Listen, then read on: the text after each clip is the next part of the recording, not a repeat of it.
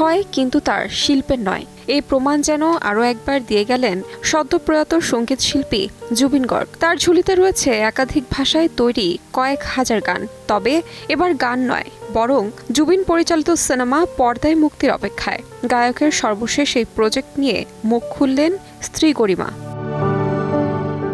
নিজের নতুন সিনেমার কাজ নিয়ে নাকি ভীষণ উৎসুক ছিলেন গায়ক। জুবিনের স্ত্রী ইতিমধ্যেই জানিয়েছেন গায়কের সিনেমার নাম রই রই বিনালে, যার বাকি কাজ শেষ করাই এখন স্ত্রী হিসেবে তার সবচেয়ে গুরুত্বপূর্ণ কাজ।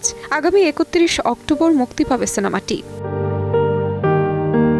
গরিমা আরও জানান, দুর্ভাগ্যজনকভাবে ছবিটির ভয়েস ডাবিং এখনও শেষ হয়নি। তবে এতে একেবারে ভিন্ন চরিত্রে ধরা দিয়েছিলেন জুবিন।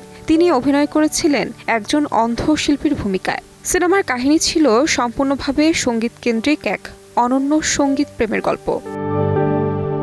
গত ২০ সেপ্টেম্বর সিঙ্গাপুরে স্কুবা ড্রাইভিং করতে গিয়ে শ্বাসকষ্ট হয় জুবিনের। সেখান থেকে তাকে উদ্ধার করে সিঙ্গাপুর হাসপাতালে ভর্তি করা হলেও শেষ রক্ষা হয়নি গায়কের।